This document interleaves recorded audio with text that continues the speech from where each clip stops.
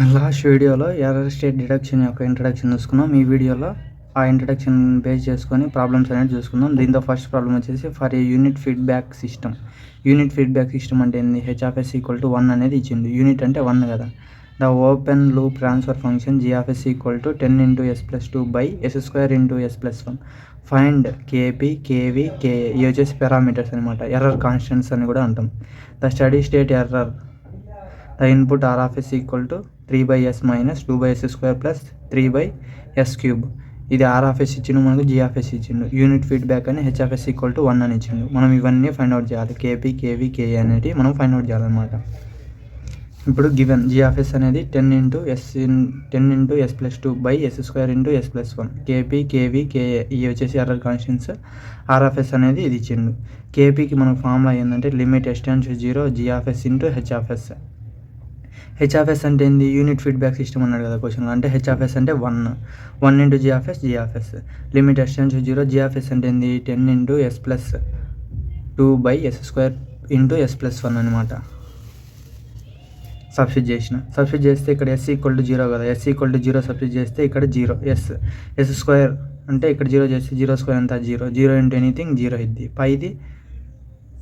పైన చూసుకుంటే ఇక్కడ 10 × 2 అప్పుడేమైంది? 20/0 ఏమైంది? ఎనీథింగ్ బై 0 ఏమైంది? 1/0 అయినా అదే 20/0 అయినా ఇన్ఫినిటీ అయింది. ఇక్కడ 20 వస్తుంది, కానీ నేను 1/0 పెట్టిన. ఇప్పుడు ఇక్కడ వచ్చేసి 20/0. 20/0 అంటే ఎంత? ఇన్ఫినిటీ. Anything by 0 infinity. అంటే కేపీ అంటే ఏంది? పొజిషన్ వచ్చేసి 0 అనమాట. నెక్స్ట్ కేవీ అంటే వెలాసిటీ చూసుకుందాం. Limit s → 0 s × gs. Limit s → 0 s × gs అంటే ఏంది? 10 × s+2 బై s² × s+1. ఇప్పుడు ఇక్కడ ఒక s ఇక్కడ s క్యాన్సిల్ అయిపోతే అప్పుడు 10 × s+2 by s². 10 × s+2 by s × s+1 కదా. ఇక్కడ s ప్లస్లో 0 సబ్స్టిట్యూట్ చేస్తే అప్పుడు ఇది కూడా అంతే. 20/0 0 బై ఎనీథింగ్. ఇక్కడ 0 సబ్స్టిట్యూట్ చేస్తే 0 × 0 ఏమైంది? 0 × s+1 ఏమైంది? 0 అవుతుంది. ఇక్కడ 0 సబ్స్టిట్యూట్ చేస్తే 10 × 2 ఏమైంది? 20 అవుద్ది. అప్పుడు 20/0 ఏమైంది? ఇన్ఫినిటీ అవుద్ది. 0 బై ఎనీథింగ్ ఇన్ఫినిటీ అవుద్ది. నెక్స్ట్ కేఏ అంటే యాక్సిలరేషన్, అక్కడ v అంటే వెలాసిటీ, పైన p అంటే position. Limit s → 0 s² × gs. ఇక్కడ యాక్సిలరేషన్ s² ఎందుకు వచ్చిందంటే వెలాసిటీ కదా. వెలాసిటీ ఇంటూ ఉంటుంది కాబట్టి అందుకే యాక్సిలరేషన్ s² × gs వచ్చింది. Limit s → 0 s² 10 × s+2 by s² × s+1. ఇప్పుడు ఇక్కడ చూసుకుంటే s² క్యాన్సిల్ అయిపోద్ది. ఇంకేం మిగులుతుంది? s × s+2 బై s+1 కదా. 0 సబ్స్టిట్యూట్ చేస్తే అప్పుడు 0 అవుతుంది. 10 × 2 ఏమైంది?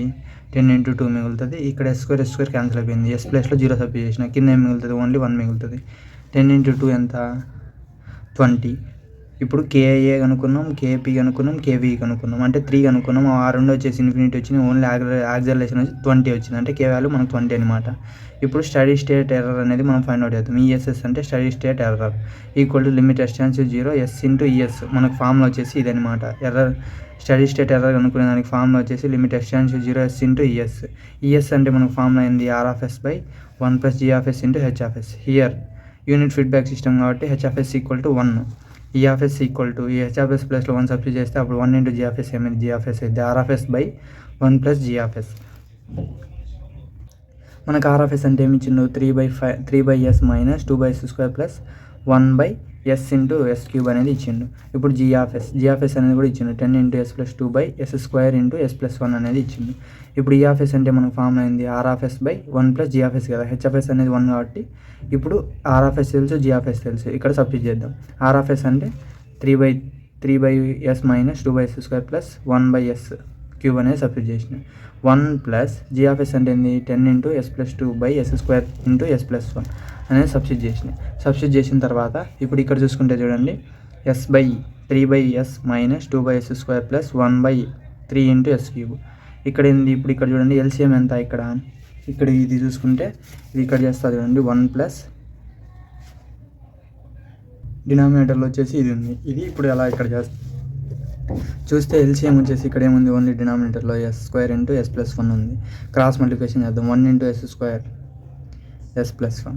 రిమైనింగ్ ఇక్కడ సేమ్ ఉంది కాబట్టి పైన ఏముంటే అది రాస్తాం. 10 × s+2 ఇదే ఇలా చేస్తాం అనమాట. ఇదే వచ్చి ఉంటుంది కింద S square into S plus 1 plus 10 into S plus 2 by S square into S plus 1. ఇప్పుడు ఇక్కడ ఇది బైలలో ఉంది కదా, ఇది పైకి పంపించాలంటే ఇది పైకి కింద ఉండే S square into S plus 1 అనేది పైకి పోద్ది. ఈ S square into S plus 1 plus 10 into S plus 2 అనేది కింద ఉంటుంది అనమాట. నెక్స్ట్ 1/s ఇది రెసిప్రోకల్ అయింది కదా, ఇక్కడ ఉండేది రెసిప్రోకల్ అయిందంటే ఇది పైకి ఇది కిందికి అనేది రెసిప్రోకల్ అయింది. అయిన తర్వాత మైనస్ 2/s స్క్వేర్ ఇంటూ ఇది కూడా అంతే same 1/s into S cube, ఇది కూడా రెసిప్రోకల్ అయింది. ఇప్పుడు ఈ ఈఎస్ఎస్ అంటే steady state error equal to limit S tends 0 S into E of S కదా. ఇప్పుడు limit S tends 0 S into E of S అంటే ఏంది, ఇది first 3/s into S square into S plus 1/s square into S plus 1 plus 10 into S plus 2 అనేది రాస్తాం. Next ప్రతిదానికి అంతే పూర్తిగా అప్లై చేస్తాం. అప్లై చేసి ఇప్పుడు ప్రతిదానికి లిమిట్ ఎస్ టెన్స్ 0 అనేది అప్లై చేద్దాం. అప్లై చేసిన S into next minus limit S tends 0 S into 2/s square S square into S plus 1/s square into S plus 1 plus 10 into S plus 2. మళ్ళీ third దానికి కూడా అంతే S into 1/s into S cube, ఇదే ఇక్కడ రాస్తాం అనమాట. ఇప్పుడు ఇక్కడ చూసుకుంటే ఇక్కడ ఎస్ క్యాన్సల్, ఇక్కడ వచ్చేసి ఎస్ ఇక్కడ 2s ఉన్నాయి అంటే ఎస్ స్క్వేర్ అంటే 2s ఉన్నాయి కదా, ఇక్కడ ఎస్ అంటే 2/s ఉంటుంది. ఇక్కడ ఎస్ అంటే 1/3 ఇంటూ ఎస్ స్క్వేర్ ఉంటుంది, ఒక ఎస్ పోయింది కదా 3sలలో.